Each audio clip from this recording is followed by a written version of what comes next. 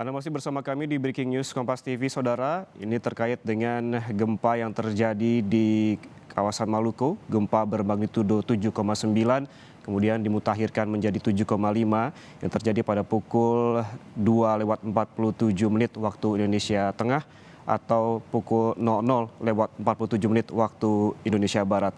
Tadi pihak BMKG telah menjalankan ataupun memberikan konferensi pers terkait gempa yang terjadi di Maluku, di mana titik gempa ataupun epicentrum gempa ini berada di laut dengan 136 km di Maluku Tenggara Barat.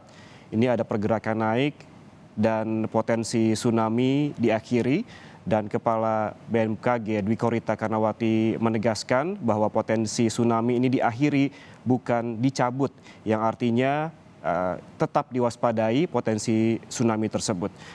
Dan gempa susulan masih dipantau karena sejak tadi malam masih ada 3 gempa susulan dengan magnitudo bervariasi mulai dari 5,2 hingga 0,47. Dan saudara, bagaimana kondisi terkini pasca gempa di Maluku? Kita langsung bergabung dengan jurnalis Kompas TV, sudah ada Immanuel Alfred. Immanuel, selamat pagi. Maluku mengalami gempa ini bermagnitudo 7,9 kemudian dimutakhirkan menjadi 7,5. Sempat ada kepanikan yang kami lihat gambar yang dikirim ke Kompas TV. Kemudian pada pagi ini di sana bagaimana kondisinya saat ini? Baik, selamat pagi Ian dan juga saudara. Kondisi saat ini di Kota Ambon khususnya yang saya melaporkan, ini warga sudah kembali beraktivitas seperti biasa karena memang di Ambon tidak begitu berdampak yang besar dari titik gempa ini karena lokasinya agak jauh dari titik gempa. Nah, namun BMKG terus mengimbau warga agar tetap waspada karena ini merupakan gempa yang cukup besar juga.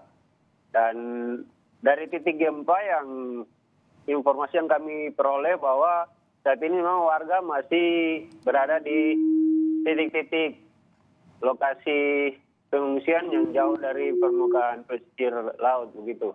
Dan saat ini sesuai dengan gambar yang kami peroleh bahwa pada awal gempa itu memang warga sempat panik dan berusaha melarikan diri ke tempat yang begitu aman.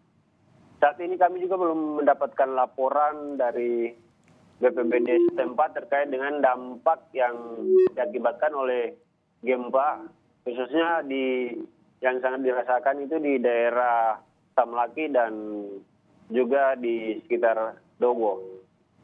Demikian, Yan.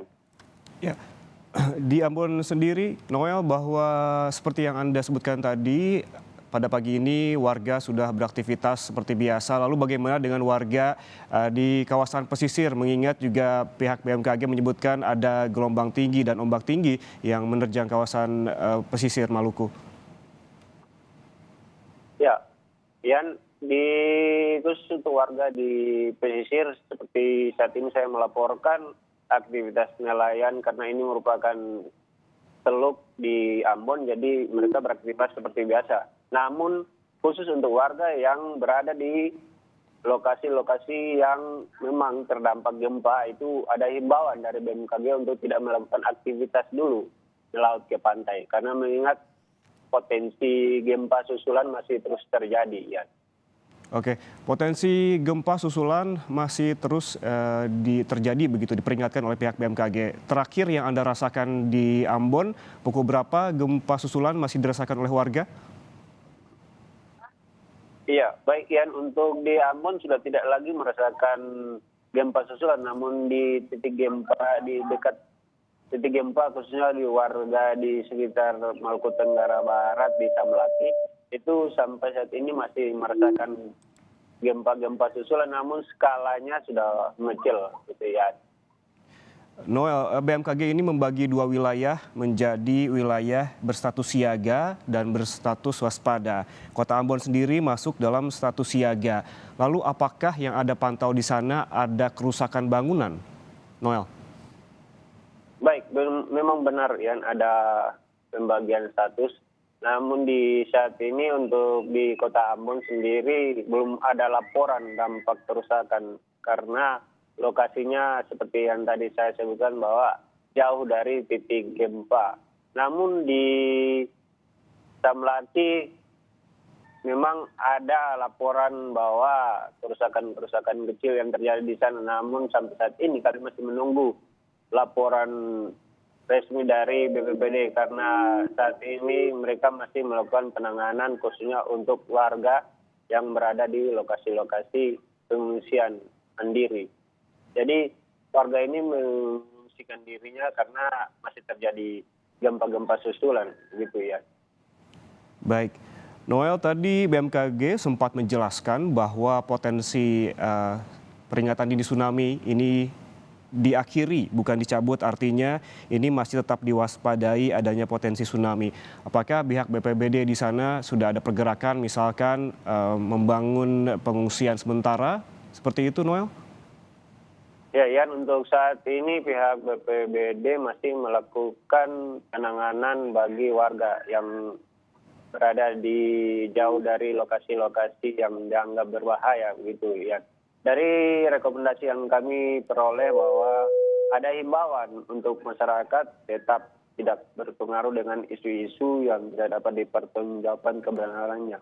Juga himbauan khusus kepada warga yang berada di pesisir agar jauh dari pesisir pantai. Artinya mengamankan diri dulu sampai ada himbauan lanjutan bahwa aktivitas di lokasi mereka benar-benar bisa berangsur normal kembali. Gitu ya. Noel, warga di pesisir diimbau agar tidak dekat dengan kawasan pantai ataupun pelabuhan begitu ya. Apakah ada angka berapa kilometer titik aman bagi warga untuk tidak dekat dengan pesisir, Noel, yang diimbau oleh BMKG maupun BPBD? Ya, untuk jangkauan berapa kilometernya itu kami belum bisa memperoleh pasti, namun mereka dihimbau agar mencari tempat yang lebih aman, seperti misalnya dataran tinggi, karena memang di lokasi sekitar daerah-daerah yang terdampak gempa tadi itu memiliki dataran tinggi, jadi mereka dihimbau untuk mengamankan diri sementara di daerah yang dianggap aman, begitu. Baik, artinya hingga pagi ini aktivitas warga di Ambon sudah kembali normal. Warga mulai beraktivitas seperti biasa setelah gempa bermagnitudo 7,9 yang kemudian dimutakhirkan menjadi 7,5 terjadi pada pukul 2:47 magnitudo pada pukul 2,47 maksud kami waktu Indonesia Tengah. Terima kasih jurnalis Kompas TV Immanuel Alfred melaporkan langsung dari Kota Ambon, Maluku.